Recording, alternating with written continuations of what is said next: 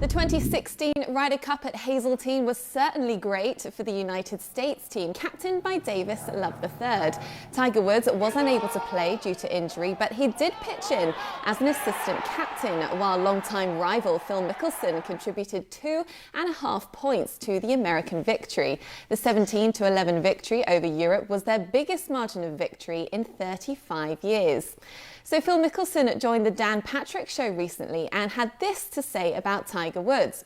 He said, "I've always had this respect for what he's done for me and my family because nobody has benefited more. But I think our relationship turned around in 2016 when we worked together for the Ryder Cup. He was an assistant captain and we ended up spending a lot of time on the phone getting ready, talking about players, picks, statistics, alternate shot, course setup and all these things, and getting an idea to see how prepared he was and how meticulous with each little thing. I had a new respect for him. But when we worked together for a common goal, which was to win the Ryder Cup, it brought us closer. I think that was kind of the turning point." So we've certainly seen the relationship between Phil and Tiger evolve quite dramatically over the years. Damon Hack, but when you look back to 2004 Ryder Cup, when captain Hal Sutton paired these two together at the peak of their rivalry, it ended up being a bit of a disaster. They lost both of their matches on the Friday. There were discrepancies over which golf ball they were going to use in foursomes. It turned out it wasn't a great decision. So how surprised are you to see their relationship evolve to where it is now, where it looks like, you know, they're pretty good buddies? Yeah, and I'm surprised considering where it was, their relationship back in 04 and 05. In fact, 5 months after that ill-fated Ryder Cup, the New York Times tasked me to do a story on the relationship between Tiger and Phil. I was at Bay Hill in 05, went into the locker room. The first player I saw was everybody's All-American Kenny Perry. I said, "Kenny, Damon Hack, nice to meet you. What can you tell me about Tiger and Phil?" And he said, "Tiger and Phil do not get along." He said, "Were you paying attention to Doral when Tiger and Phil were dueling in that final round?" Afterwards, during the interview, Tiger didn't refer to him as Phil. Kenny said he referred to him as him. It was just one more example of how Kenny saw these two alpha males not getting along. Both from Southern California, both dubbed to be the next Nicklaus, both the son of military fathers and highly competitive moms. It was almost inevitable that they would have friction in their relationship. Obviously, it has thawed and it has evolved. Robert, their rivalry has been fascinating to watch over the years. When we look at the future of the Ryder Cup, it's obviously evident that America are needing all the unity that they can get. They've sometimes speculated that they lack a bit of camaraderie. So do you think the idea of actually Tiger and Phil getting on together and sort of setting the tone of this united front, will that actually have a difference, do you think, in America's success at the Ryder Cup? No, not anymore. I think that ship has sailed really when you look at the unity and the success of the US Ryder Cup team. I think the unity of the going forward US Ryder Cup team, the next 5 or 6, is going to come from the friendly rivalry of the young guys now, the Mats Wolfs, the Colin Morikawa, Scotty Scheffler, Xander, Cantlay, Justin Thomas. Those guys, they respect each other's game. They're all great golfers. They're all very young.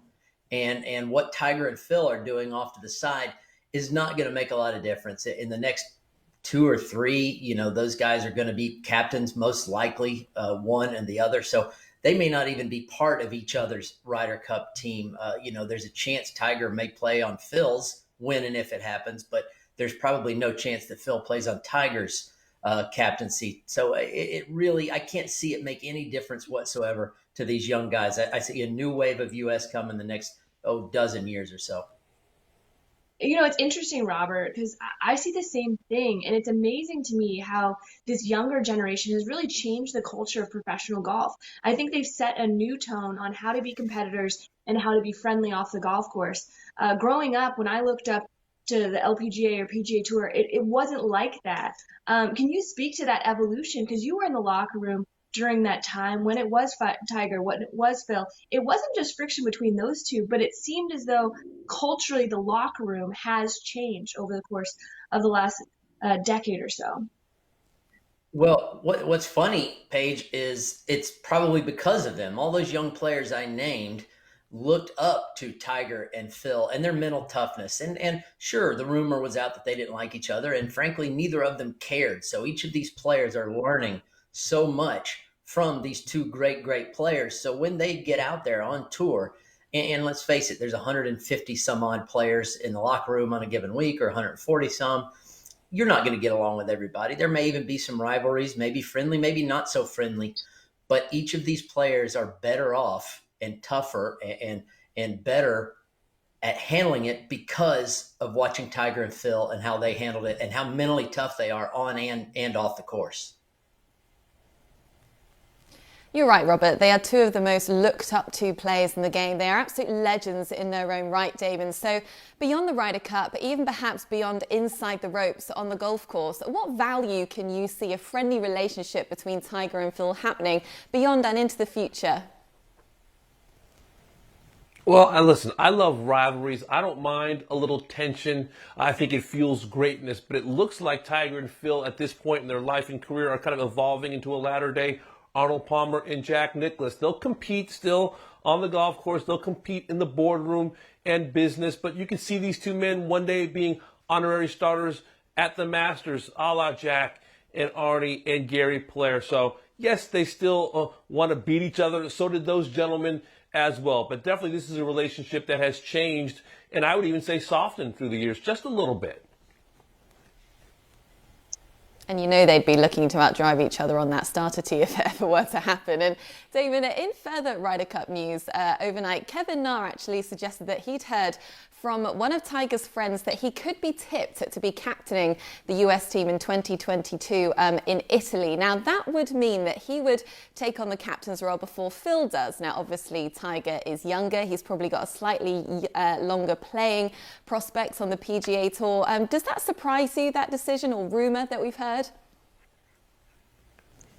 It really doesn't, considering how well Tiger did as captain for the U.S. President's Cup team at Royal Melbourne, and also his place in the game among these younger players who look up to him. It's amazing how Tiger has evolved from being this solo artist in the Ryder Cup. Only performed great, the rumor said, during singles, and he was almost impossible to find a partner with because he was such an alpha male that he didn't want to share any of his secrets. But look at him now and the players who look up to him, the Justin Thomases, the Patrick Reeds. All these players want to play for Tiger Woods. So considering how well things went at Royal Melbourne, it would absolutely be no shock to me if Tiger was the captain for the US Ryder Cup team in Italy in 2022.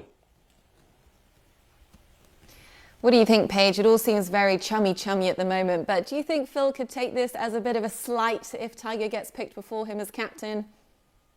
Most definitely. I agree with Damon. This would not surprise me in the least.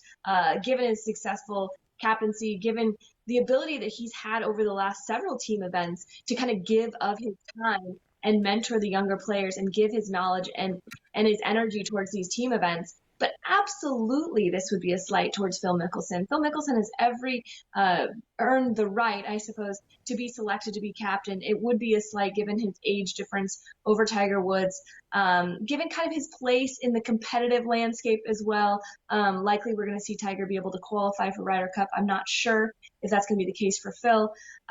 So in that way, yeah, I would feel like Phil would be a little bit slighted if he were not selected first. Absolutely. This would actually honestly pull the curtain back just a little bit. If they truly were getting along and they truly were friends and had a mutual respect, frankly, Tiger would step aside and let Phil do it if Phil wanted to. It's in Italy. I think either of them would rather do it in the United States, which means if Phil's going to be the next captain, Phil would do it over in Italy. But because of the age and because of how busy Tiger was at Royal Melbourne, and then how busy he's going to be with the condensed major schedule going up, I can't imagine Tiger throwing that on his plate with everything else going on. So if he does accept it, if the rumor's true and Tiger says, yes, I'm going to be the captain of the next Ryder Cup in Italy, I think that's definitely a slight. And like I said, pulls back the curtain just a little bit that maybe they're not getting along and as friendly as they pretend to be.